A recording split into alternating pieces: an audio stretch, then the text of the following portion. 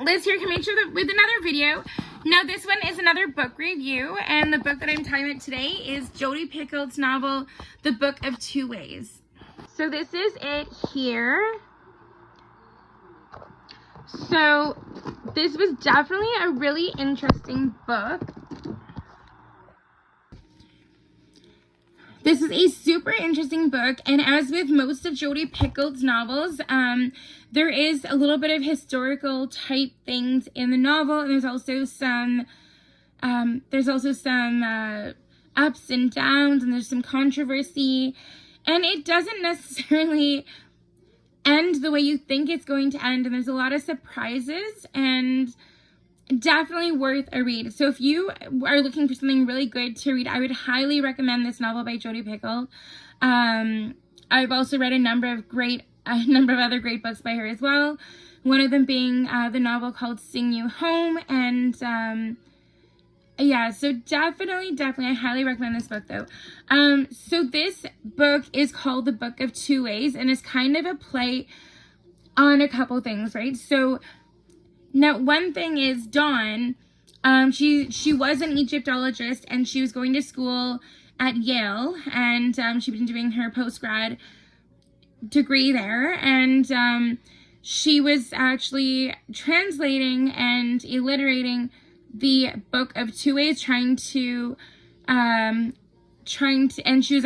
uncovering new tombs in Egypt, and she and Wyatt were two graduate students who were working with the crew, and we're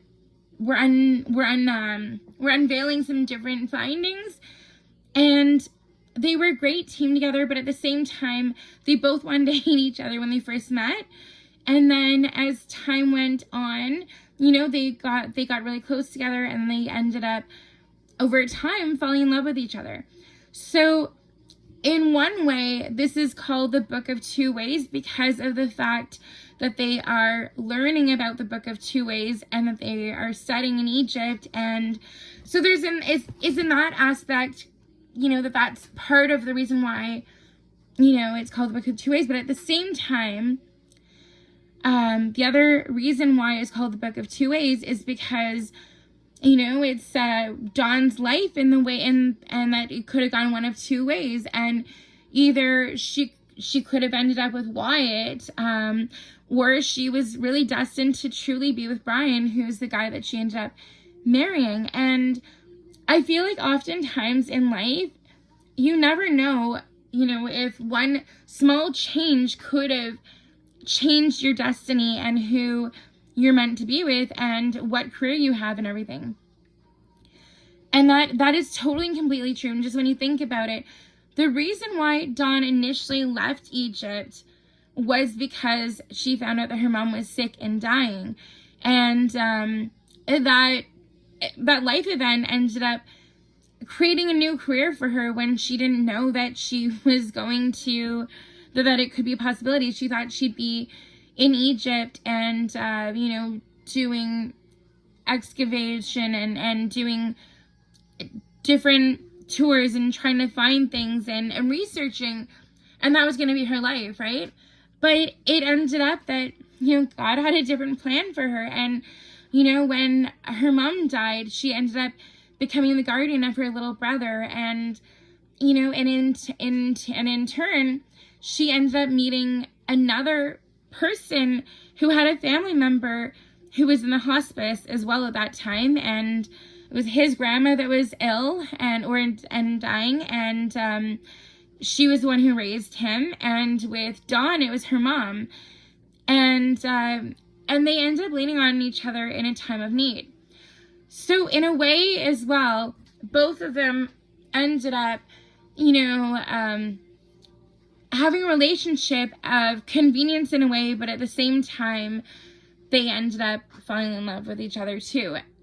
And when Dawn ends up finding out that she is pregnant, she thinks that it's Brian's, and then Brian asks her to marry him. Fast forward 15 years. So Dawn had given Mireille, their daughter, a gift, right? And Brian ended up missing Marie's birthday, but then he ended up giving her a card and saying, I'm sorry I missed it. And, and then he gives her a gift that she thinks is amazing, and that ends up making up for it in a way. But fast forward a little bit more, and Marie, so the gift that she received from Brian, it was, what it was is a DNA kit. So kind of like Ancestry, DNA, or 23andMe, that kind of thing, right? And so when she gets it back, she's a little bit shook because she has no idea, and she feels like, wait, Dad, aren't we as Ashkenazi Jew, or aren't we whatever? And, and of course, when she gets the results, it says she's 98% European and British and Irish. So of course, it gets Dawn thinking, like, wait a second, could it have been that I was already pregnant when we left, and I and when we drove to the airport in Egypt, and then I came back home, that I was already pregnant? And sure enough, she realizes Brian is not really Marie's father. Indeed, it is Wyatt, the one who had gotten away, sort of, so to speak. And also, too, in the midst of, their fights and that kind of thing, and when she is talking to Brian, and when they're on kind of rocky ground, she ends up finding out that as upon a Facebook search, when she does a search to see if she can find Wyatt, that she ends up finding that Brian has known about Wyatt all these years, but he never let on or never told her. And he mentioned that he had actually found Brian's letters in the pile of junk mail of her mom's, at her mom's house. But Dawn never ever knew that those letters had been mailed to her, and they ended up being sent back, returned to sender. And Wyatt just thought that she was mad at him, that she didn't care, that she just was shutting him out. But it wasn't like that at all. And so Dawn had felt like she had always loved him. She never stopped loving him. But in some ways, she felt like she had one type of love for Brian, different type of love for Wyatt. And it was more of a comfortable thing with Brian, whereas when she's with Wyatt, it's like the sky's igniting in fire, and things are just like so different, so vibrant, and she feels more alive with him. And another thing with Wyatt is that he's the one person who understands her experiences, and she doesn't have to explain things to you because he's been there, he's done that, he's done the research, and they're equals in that way. So Brian, in his own way, was very smart and was an expert at different things, but he was a physicist, and there's quite a different field, right? So there's a lot of things that you wouldn't expect to happen in this book, but one thing too I really do like is how, when they're talking about the Book of Two Ways and how they're researching it and what they end up seeing, you actually end up seeing pictures from the museums, or also the hieroglyphs that they end up seeing. I want to show you a couple of these so you can see what I'm talking about. So here is one of them there. And then and that one here says, Photograph 2020, the Museum of Fine Arts, Boston.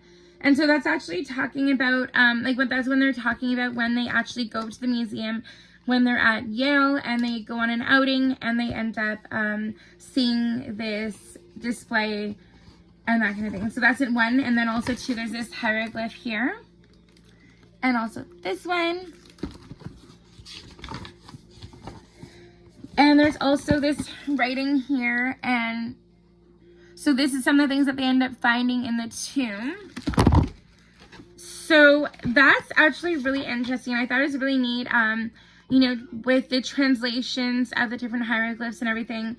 And so it's like you're not just reading a fiction novel, you're also learning some things too. And learning about some history and the kings and queens of ancient Egypt and Middle Earth and all that kind of thing. And it's, you know, when you have a book that's got that much depth to it, and there's so much more than you realize, it's really great, I think.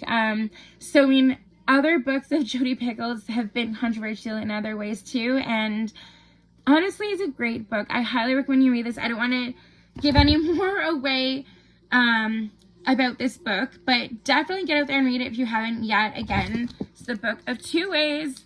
And yeah, Jodi Picoult is one of my favorite authors. If you also too, please make a note in the comments about your favorite author, or if there's someone you think I should check out. Let me know what your favorite genre is to read. I would probably say give this book a solid like 7.5, 8 out of 10. It was a really interesting, intriguing, a very interesting read. I would highly, highly recommend it. Can't say that enough. So yeah, let me know in the comments as well if you've read this novel, what you thought about it.